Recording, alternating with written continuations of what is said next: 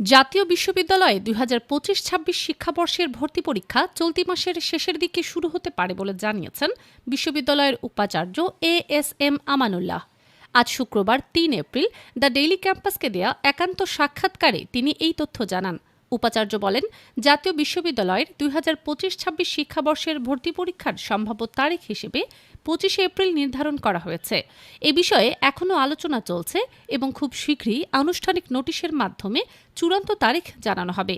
তিনি আরও জানান, গত বছরের মতো এবারও অধিভুক্ত সব কলেজের স্নাতক সম্মান শ্রেণীতে ভর্তির জন্য বহু নির্বাচনী প্রশ্ন এমসিকিউ পদ্ধতিতে পরীক্ষা অনুষ্ঠিত হবে। এদিকে বিশ্ববিদ্যালয় মঞ্জুরি কমিশন ইউজিসির ৪৯তম বার্ষিক প্রতিবেদনের ২০২২ সালের তথ্য অনুযায়ী জাতীয় বিশ্ববিদ্যালয়ের স্নাতক পাস অথবা স্নাতক সম্মান অথবা স্নাতক কারিগরি অথবা সমমান পর্যায়ে মোট আসন সংখ্যা ৯,০১,৫৪৫টি।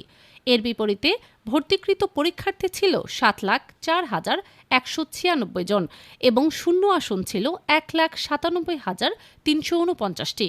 শুধু স্নাতক সম্মান অথবা স্নাতক কারিগরি পর্যায়ে আসন সংখ্যা ছিল ৪,৩৬,০৯০টি, যেখানে ভর্তিকৃত শিক্ষার্থী ৯,৪৯,৭১৫ জন এবং শূন্য আসন ছিল ৮৬,৩৭৫টি।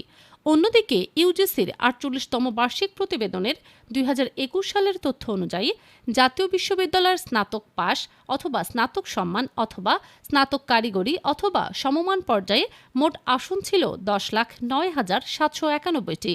এর মধ্যে ভর্তিকৃত শিক্ষার্থী ছিল ৬,১৩,১৩৩ জন এবং শূন্য আসন ছিল ৩,৯৬,৬৬২টি। শুধু স্নাতক সম্মান অথবা স্নাতক কারিগরি পর্যায়ে আসন সংখ্যা ছিল ৫,৮৭,৮০১টি। সেখানে ভর্তিকৃত শিক্ষার্থী ছিল ৩,৮৭,৯১৬ জন এবং শূন্য আসন ছিল ১,৯৯,৮৮৫টি।